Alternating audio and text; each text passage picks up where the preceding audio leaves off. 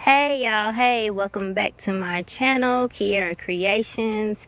So today I have a KAD, what is that? A KAD brush, acrylic brush. This is how it came to me, guys. This is how it came in the mail. It was really fluffy, and I had bought two of them. This is how the other one came. The other one was absolutely fine. I love this brush. KAD brush, size 14. I love it. But the other one was it just didn't come in. It's defective. But I fix it. So I'm going to show you how I fix it. If anyone else has a good acrylic brush like this, and it's fluffy and it's just not wanting to, work right. The bristles they keep pulling apart from each other. This is how you fix it. So you're gonna line the what is that, a wrench? Yeah, that thing. You're gonna line it up. Make sure it's lined up and it's touching, because you want it, when you squeeze the first time, you want to squeeze all those bristles at the same time, because you don't want to mess up the brush. You don't want bristles to see that right there. So once you get that first initial squeeze going, then you're going to wet it. And that is monomer, acetone, and a little bit of oil. I believe it's argan oil. So you're just going to keep putting it in the solution mix and pulling it out from your from your napkin, like that, from your paper towel, because you're trying to get that flat. You're trying to get it flat. So now, after I had done that for a while, because I did, edit this video, I got my 60/60 file that I just bought, y'all. Y'all got to go get some of those 60/60 files. And I am just putting it under the file, pressing the file down, and then pulling it out evenly. Not on its side, just on the flat part. Well, no, I did do it on the side. I lied. I did it all around, because this brush was just out of control. Y'all. It's like, nothing is going to make this brush any worse than what it already is. So yeah, that is pulling out the what do you want to call those? The wild hairs that just don't want to go down. So, and then I'm coming back again, and I am trying to get it even more flat than before, because I like my brushes flat. And honestly, I've used this brush since I fixed it, and I think this is probably going to be my favorite brush now to use. So yeah. So putting it back in the solution. This took me, even though this video is only like 10 minutes, this took me about 45 minutes. Just going over it again and again and again. As you can see, it's starting to get there. It's a little better. Can you see? It's a little better. It's a lot better, actually. But it's still not there. So I'm adding some more monomer. And y'all, that is that Kiera Sky monomer. And that monomer has no smell to it. I kid you not. That monomer has zero smell to it. And I didn't even get the pro monomer. I just got the regular monomer. Compared to the monomers that I've been using, I couldn't smell it. I couldn't smell it at all. I didn't even have to open a window. Like, I think that's probably the monomer that I'll continue to get. That it is no smell to it, y'all. I couldn't believe it. Like, I couldn't smell it. It's probably because I'm used to harsh monomers. And so when I tried that Kiara Sky monomer, I could not smell it. So try that monomer if you haven't tried it. I know it's a little pricey, but it's worth it. Yeah. So here I am again, back in the solution that is the Kiara Sky monomer, acetone, and a little bit of argan oil. This is not, I'm going to show, keep watching, because there's one more thing that you have to do to get the brush, like, to fix it.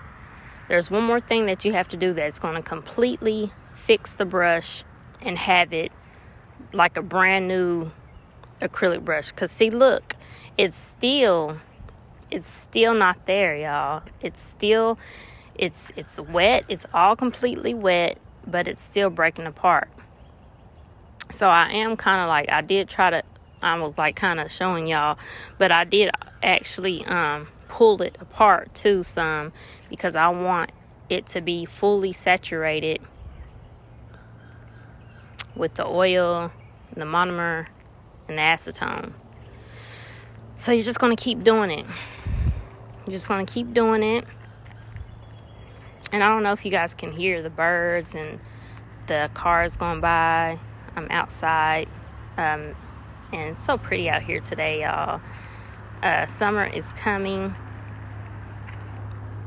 Spring is finally in. I think spring might be in full bloom now. So yeah. So as you can see, I'm twisting it. I'm pulling it a little bit. I'm trying to make sure all those bristles are fully saturated. And then I'm going to get my, is that a ranch, y'all? I'm going to get this thing again. And now I'm going to actually, since I see that the bristles, nothing's moving, everything's intact. Now I'm going to go up the brush as far as I can until I hit the wooden part on the inside. I'm going all the way up. And when you go all the way up, it's going to flatten them bristles on the inside, which is really, but see, you wanted to do them first steps because you want to make sure everything, like when you wash curly hair, like my hair is curly. So if I wash my hair curly, what am I talking about? If I wash my hair, y'all, if I put water on my hair, it's going to stretch. It's going to stretch down. So, other than if I just brush it dry, it's not going to be, all the way down. I hope I'm making sense, y'all. So like when you first do that initial squeeze, you're making sure that everything is, intact, everything's straight. And then you want to make sure it's wet. And then once you make sure you do that initial squeeze and you make sure you're hitting all those bristles at one time, then that's when you can, pull on it. So when it's wet, when it's like when your hair is wet, it's stretching all the way down as far as it can stretch, right? So you're doing the same thing with these bristles. Okay, you see it's getting better. Look, it's getting better because after I stretched it all the way down, after I pulled it up so it stretched all the way down, then that's when I went and I clamped it all the way up the brush, all the way up to where it's looking crazy now. But this is my new favorite brush now, y'all. I love this brush. So now I'm putting some more oil. I put some more monomer, but this time, y'all, here's what's gonna get it like completely flattened out. Putting the acetone too as well. Is this the part? Okay, I can't wait, y'all. I'm just going to go ahead and tell you. So, I added alcohol. I added alcohol to the, I think I was just making sure, you know, I was getting it really good. But I added alcohol to the solution. And when I did y'all hear that?